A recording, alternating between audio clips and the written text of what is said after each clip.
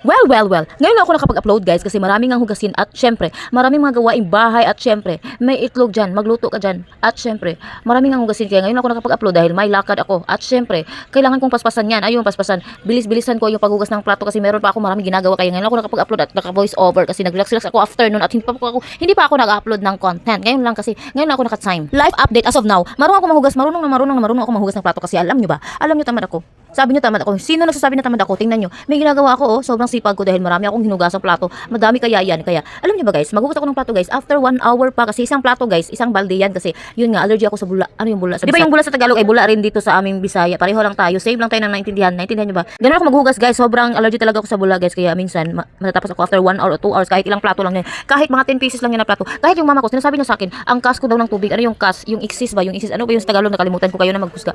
Ang kas ko daw ng sabi ng mama ko, nag-aaksaya daw ako ng tubig kasi yun nga. Yung isang plato, isang balde yung iwawaswas ko diyan, ibabanlaw ko diyan dahil yun nga. Allergy talaga ako sa bula ng plato, guys. Kasi gusto ko kapag kumain, parang talaga, clear talaga yung plato, walang sabon. Gusto ko walang sabon na maiiwan. Okay lang na ikaw ang iwan basta wag lang yung plato na may sabon. Gusto ko iiwan talaga ng sabon yung plato kasi gusto ko clear kapag kumain kami. Dahil allergy talaga ako sa sabon, guys, na gusto ko talaga clear kaya sobrang aksaya ko ng tubig dahil isang balde, isang plato, guys. Yun ako maghugas ng plato, guys. Kaya naman, ngayon yung sabihin na tamad ako dahil yun nga. Totoo nga yung sinasabi nyo, tamad nga ako dahil once a month or once a year ako maghugas ng plato. Dahil akala nyo ba, ha? Yung mga kaibigan ko dyan, mag-comment at mag-download na kayo.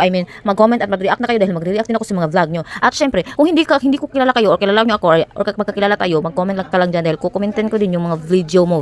At syempre, yung mga basher ko, kahit nagagalit kayo dahil sa mga upload ko na video na hindi nyo nagugustuhan, it's fine, it's okay. Mag-react na kayo ng angry or mag-comment na kayo, mag-away tayo sa comment section. Hintayin ko yung mga comment nyo dahil maghihintay talaga ako sa mga comment nyo, okay?